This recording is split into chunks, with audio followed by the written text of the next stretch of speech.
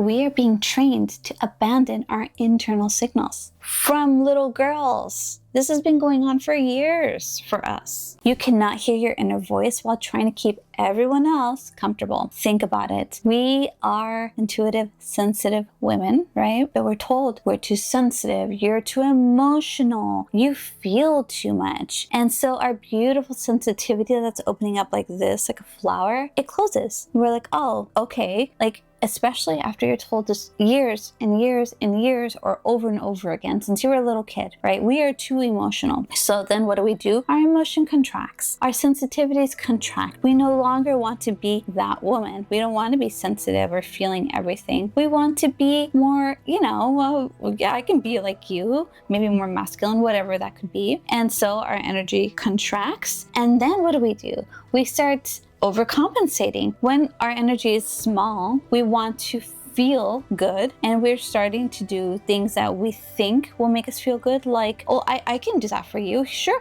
let me wash that for you. Let me take care of it. No, you sit down. I got this. We people please. And what happens when we people please? We're so concentrated on getting everyone nice and comfy, and we put ourselves down. We put ourselves last, that our intuition, our inner voice, it's just like, well, she's not listening to me. What am I going to say, right? We close it off, or we like cover it. It's like they're still talking, like, wait, don't do that. I don't want to do that. And we're just like, woo, covering it up. It's not something that we're doing on purpose. It's not something that we do to be cruel. It's something that we do to overcompensate for our energy being something that we no longer trust anymore because of what we're being told. We are being trained to abandon our internal signals from little girls. This has been going on for years for us. I know for me, I've always been told, you are so weird. And I know weird is a very common term. It was told negatively. And I was weird because I was sensitive, because I was always a girl who's like, ooh, this place is haunted. Because I was always the one curious about the history of places. Because I was always the one who stood out for asking a lot of questions, or for being really observant or curious, maybe morbid, right? For thinking about ghosts or death or whatever. I was weird.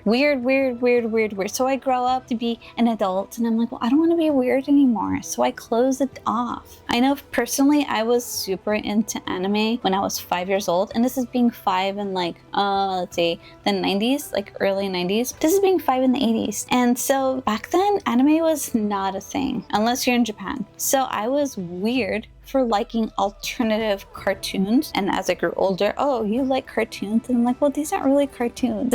These are kind of hardcore. Right now, this time, we get it. But back then, oh God, I got made fun of so much. So people pleasing, right? What would I do to people please? I would be the one that's like, oh, I go with the flow. Where do we want to go for lunch? Oh, wherever. You guys choose.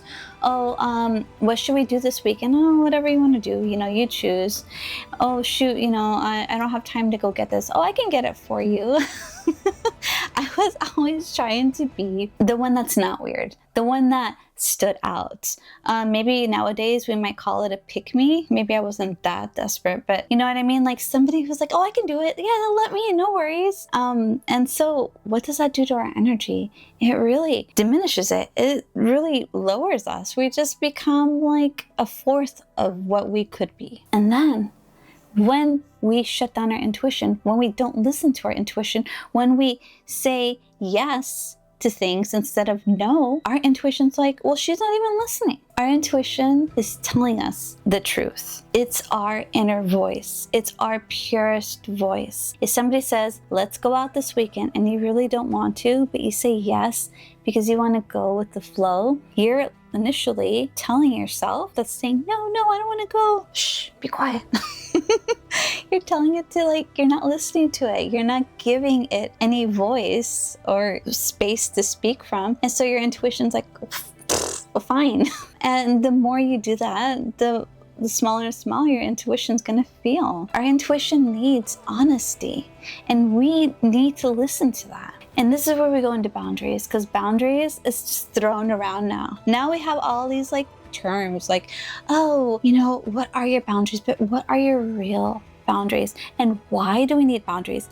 Because we have to trust ourselves. When we don't want to do something and we say yes to it, we are shutting ourselves down. We're saying they are better than us, in a sense, because we are giving them priority over our energy. And over time, that is just making you feel like crap and making you feel unwanted and unneeded. Why do we feel unwanted and unneeded? Because we ourselves, the most important person to ourselves, are doing that to ourselves. Isn't that cruel? If somebody you loved did that, you love this little baby and they're so sweet and kind, and they say, I'm too dumb to do that, or I really don't want to go, but I'm gonna say yes because I want to have friends or whatever. You're gonna be like, wait, that's stupid. Why are you doing that? When we see it for other people, we give good advice. We're like, don't do that. Don't listen to them. That's not worth it. But when we see it within ourselves, it's like, where is that advice? It's out the window. We have nothing to tell ourselves.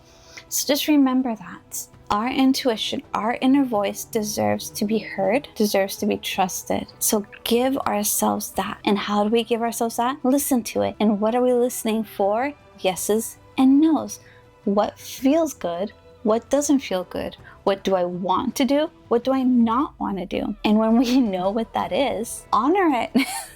Do not go out on the weekend if you really don't want to. We don't have to be mean about it. We can say, that sounds like a lot of fun, but I'm really tired. I kind of want to stay home. I'll catch you next time. Or like, I don't really feel like going out this weekend. Maybe next weekend. You can give possibilities for future things because you never know how you'll feel later. Honor yourself. There's a fine line between like not wanting to do anything because you feel like you don't deserve it, or not wanting to do something because you feel like you do not want to do something. So honor the want. What do you want? What feels good for you? Don't just, for example, I'm not going to buy that dress because it doesn't look good on me because I'm too whatever, big, small, whatever. That's different.